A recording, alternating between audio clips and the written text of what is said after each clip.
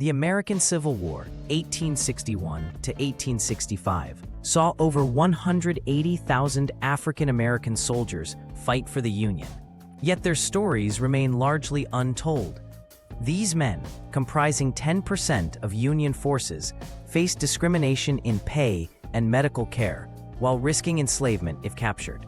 Immigrant soldiers, particularly German and Irish brigades, also formed significant portions of both armies, bringing diverse perspectives to the conflict. Historical records show they often received the most dangerous assignments, with mortality rates 35% higher than white units. Over 2.5 million letters were sent by Civil War soldiers annually, creating an unprecedented written record of the common soldier's experience.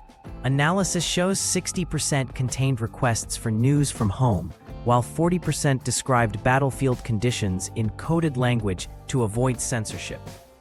Particularly moving are the last letters, final messages tucked in pockets of fallen soldiers. The U.S. Postal Service introduced Soldier's Mail in 1863, revolutionizing military communication and preserving these emotional time capsules. Historical accounts document over 50 recorded instances of unofficial truces during the Civil War, particularly during harsh winters. The most famous occurred in December 1862, when Confederate and Union soldiers exchanged coffee, tobacco, and even played baseball near Fredericksburg. These moments of humanity were strictly forbidden. Generals issued orders threatening court-martial for fraternization. Yet diaries reveal these truces reduced desertion rates by 15%, as soldiers remembered their shared humanity. The Civil War's medical casualties were staggering. For every 1,000 soldiers, 65 would die in battle, while 200 would perish from disease. Field hospitals, often just barns or tents, had 25% survival rates for abdominal wounds.